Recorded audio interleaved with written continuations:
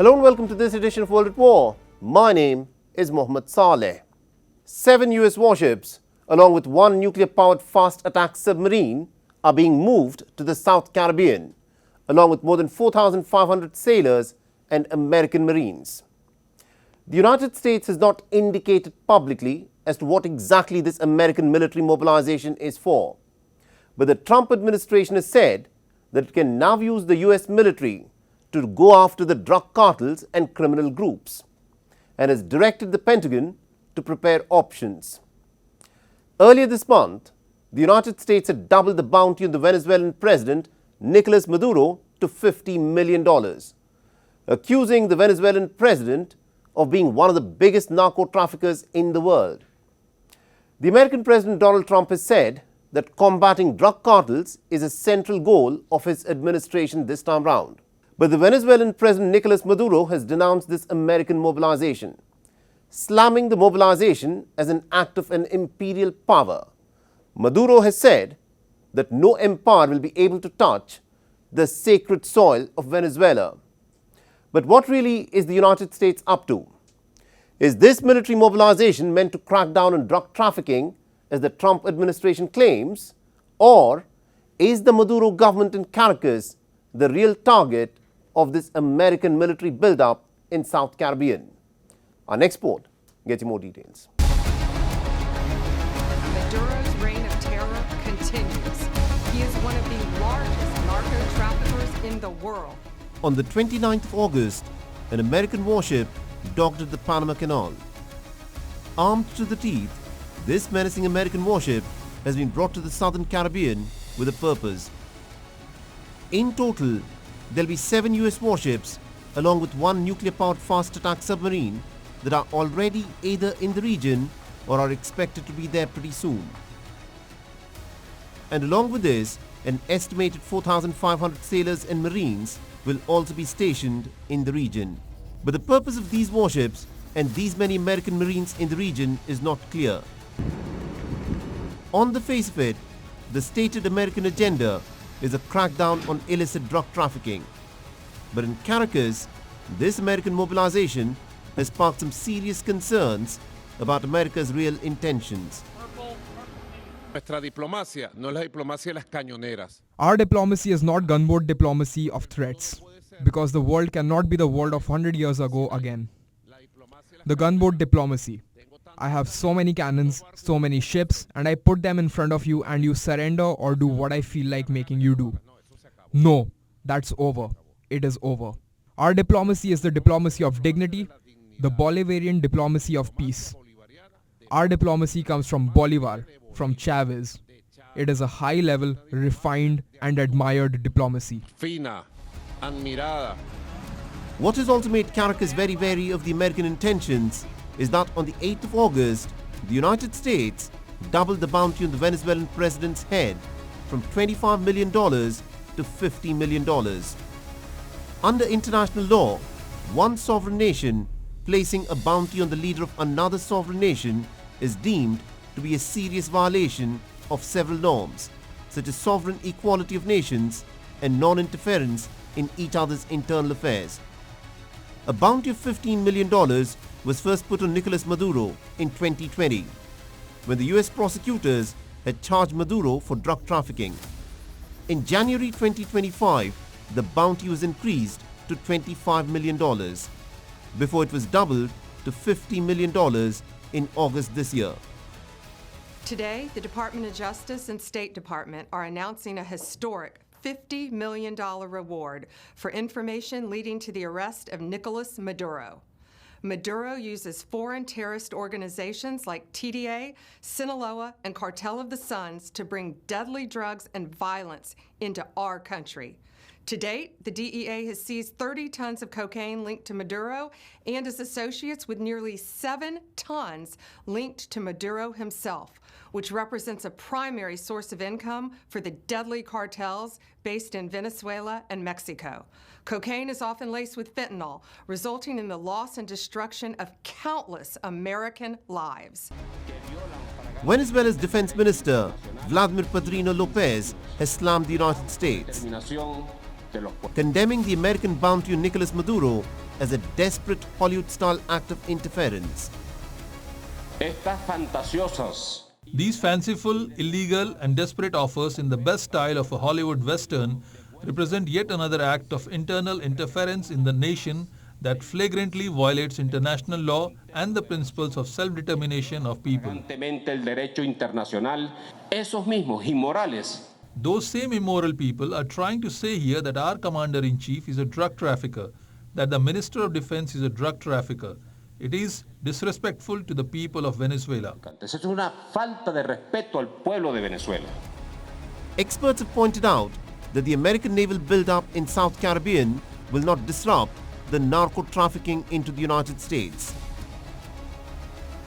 As much of the seaborne drug trade travels to the United States via the Pacific and not the Atlantic, where the US forces are, and much of what arrives via the Caribbean comes through clandestine flights.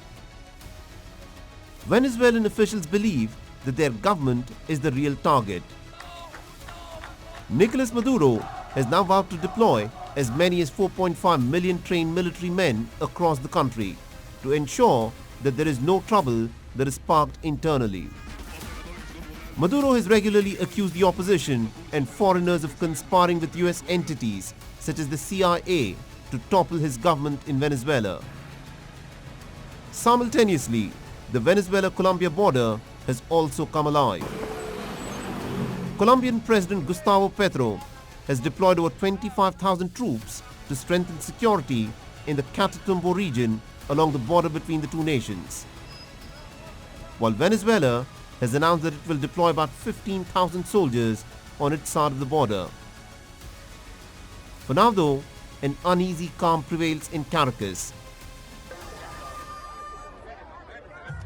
The United States is increasing its military mobilization in southern Caribbean, and no one can at this moment predict what the real American intention is.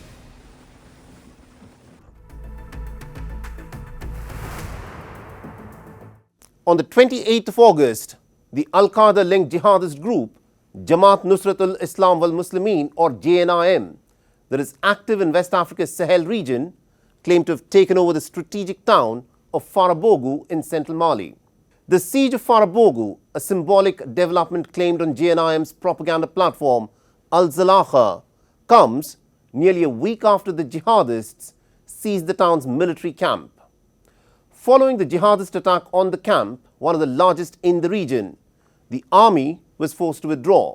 Reportedly, the local elected officials of Farabougou, who fled the town following its capture by the jihadists, attested to the fact that the town is now under JNIM's control. Our next report gets you more details.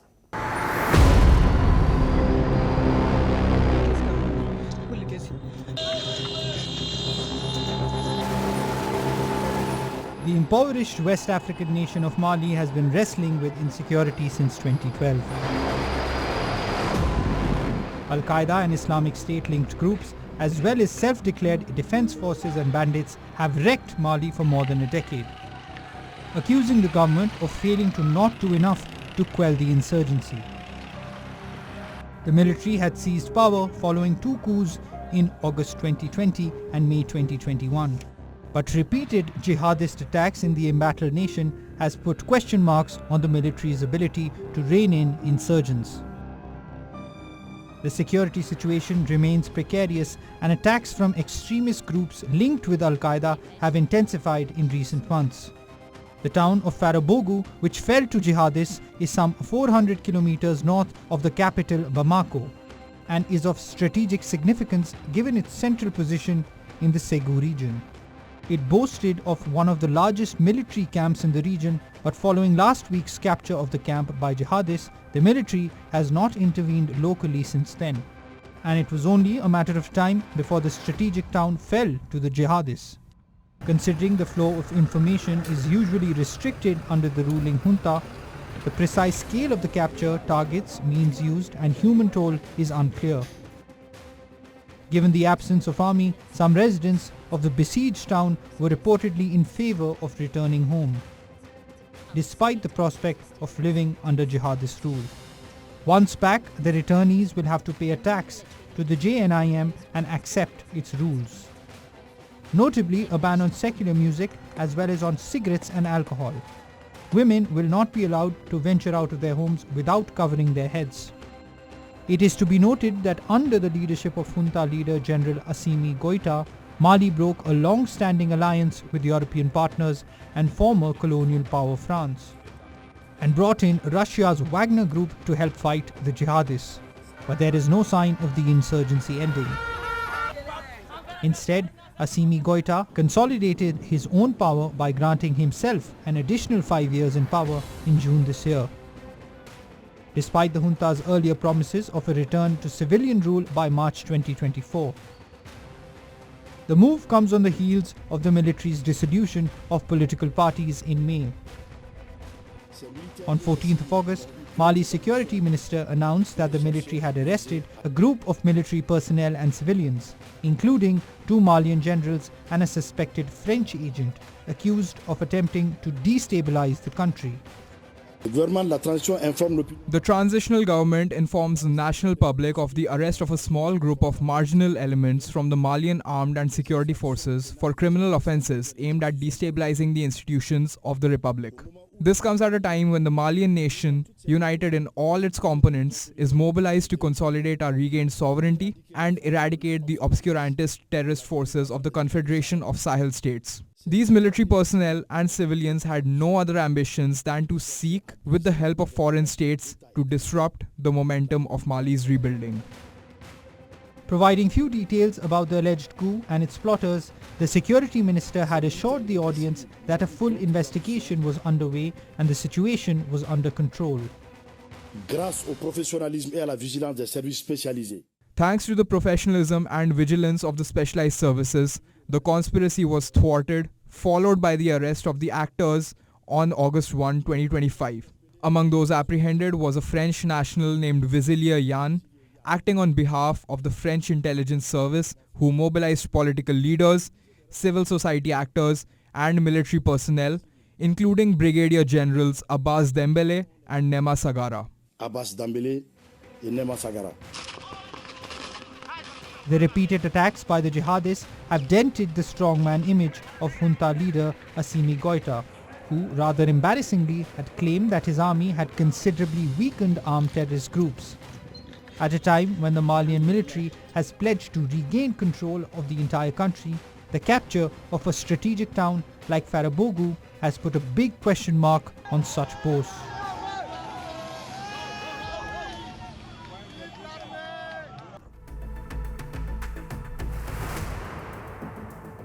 The Southeast Asian nation of Indonesia has been rocked by nationwide protests this past week. On Thursday, violent clashes broke out between the protesters and the police in the capital city of Jakarta over low wages and the perceived lavish perks for the lawmakers amidst a cost of living crisis that is plaguing the nation. What has added fuel to the fire was the brutal police response, which has drawn scathing criticism after videos were circulated on social media that showed a black tactical armoured police vehicle running over a protester who was later identified as 21-year-old Afan Kurniawan, a motorcycle ride-sharing driver. The next day, despite President Prabowo Subianto urging for calm and promising an investigation into Kurniawan's death, the protests erupted in anger across several Indonesian cities. The unrest is the most violent one since Prabowo Subianto took office last October, marking the first major test for the president, who has promised fast-paced, state-driven growth. Our next report gives you more.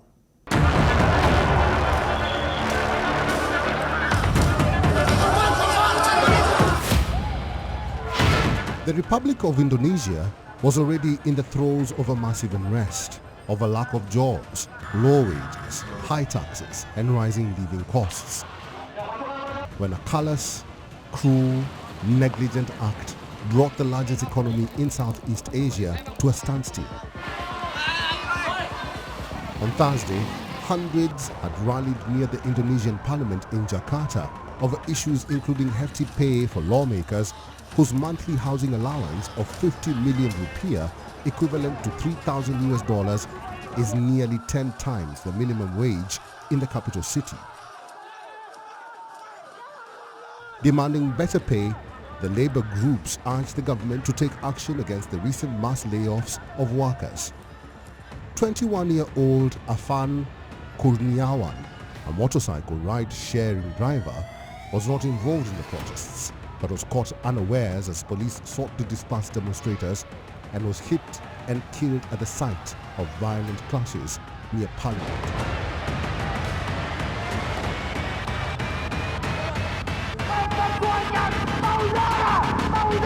President Prabowo Subianto, who visited the ride-sharing driver's family, had earlier urged calm, promising an investigation into his death. Saya terkejut dan kecewa dengan tindakan petugas. I am shocked and disappointed by the officers' excessive actions. I have ordered that last night's incident be thoroughly and transparently investigated and that the officers involved be held accountable. Harus bertanggung jawab. Seandainya if it is found that they have acted outside of propriety and the applicable provisions, we will take the strongest possible action in accordance with the applicable laws. Sekeras-kerasnya sesuai hukum yang berlaku.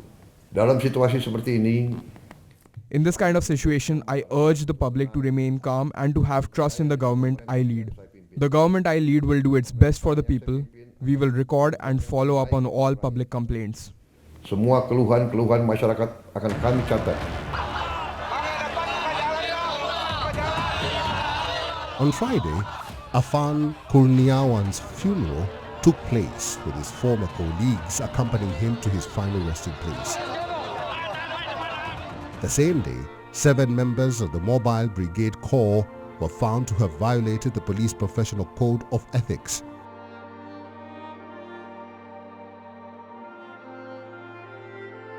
Despite the apologies from the president and the police chief, the protesters, however, were in no mood to relent. Angry protesters waving Indonesian flags gathered outside the paramilitary police unit they blamed for Afan's death and threw rocks, firecrackers and Molotov cocktails at the headquarters in Jakarta. In an attempt to disperse protesters, police fired tear gas and water cannons.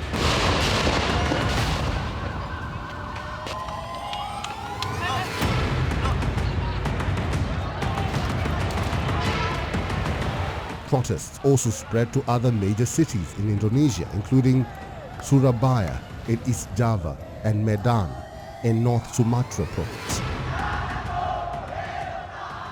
Hundreds of motorcycle taxi drivers, known locally as ojeks, were dressed in their signature green and black jackets. They were in attendance, hurling objects at the local headquarters in both these cities.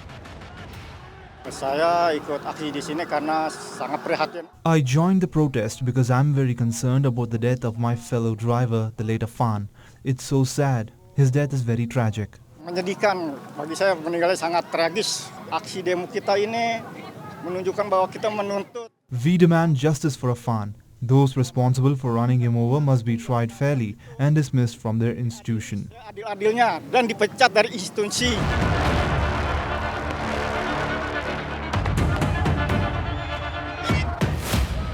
The 7 crew of the armored vehicle which hit and killed Afan have been arrested and an investigation is underway.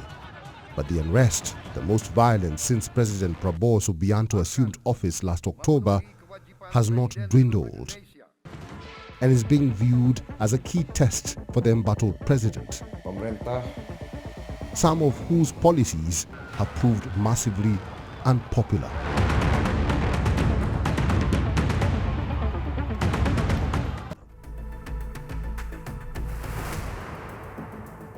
Two children were killed and 17 others, including 3 elderly parishioners, were wounded in a shooting at a Catholic school in Minneapolis, the largest city in the Midwestern United States state of Minnesota, on the 27th of August.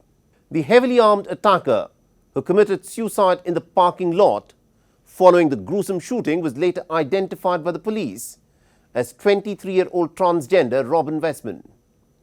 According to the Federal Bureau of Investigation's director, Kash Patel, the Bureau is investigating the shooting as an act of domestic terrorism and hate crime that specifically targeted the Catholic community.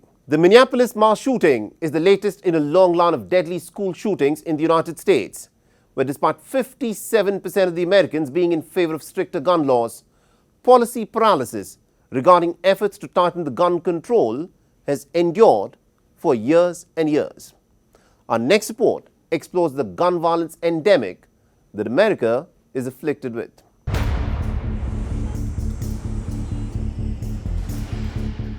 America, the land of the free and the home of the brave, is wrestling with a war within.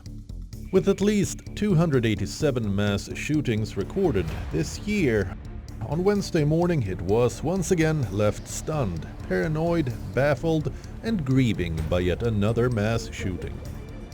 On the third day of a new school term, as dozens of young students attended Mass at an Annunciation church that sits next to an affiliated Catholic school in Minneapolis, the horror of gun violence returned.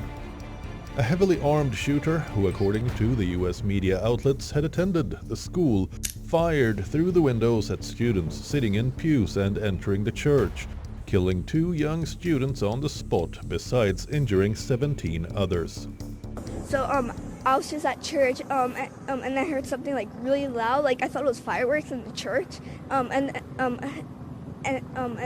I saw the shooting, and I was like, oh my gosh, I'm so scared.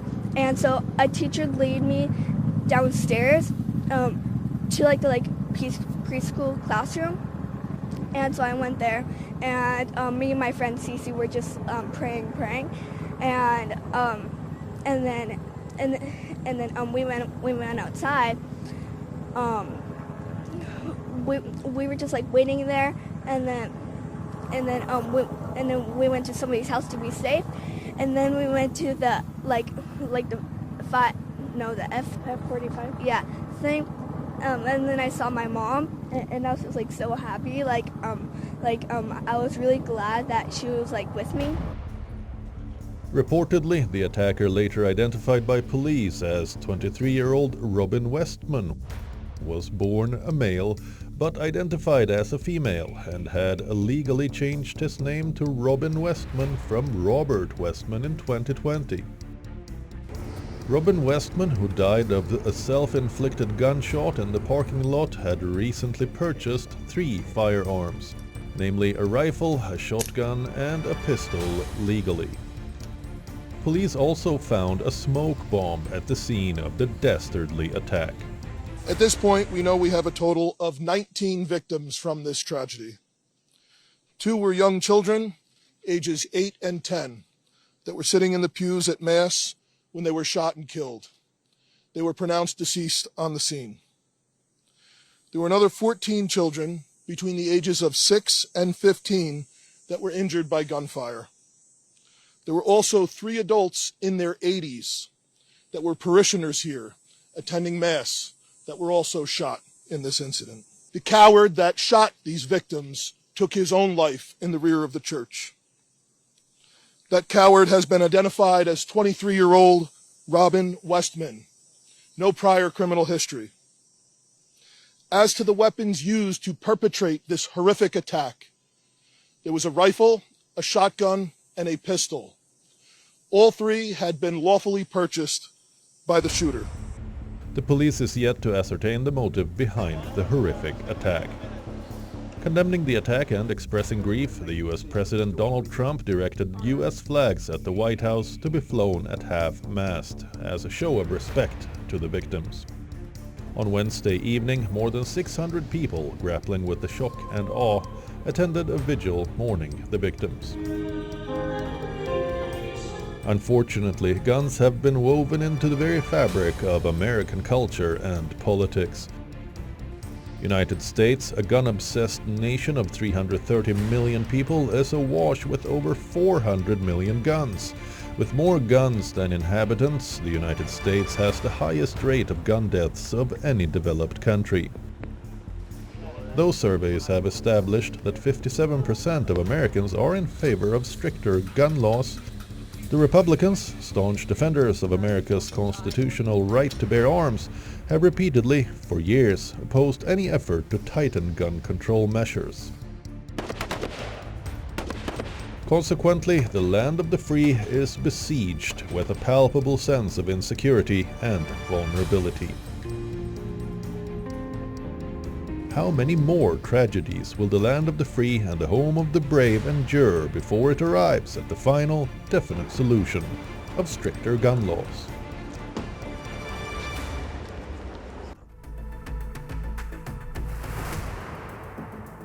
And with that is the wrap on this edition of World at War. If you want to reach out to me with any comments, feedback or suggestions, please feel free to do so on the ID that you're seeing on your screens. I'm your host Mohammed Saleh, and I'll see you again next week.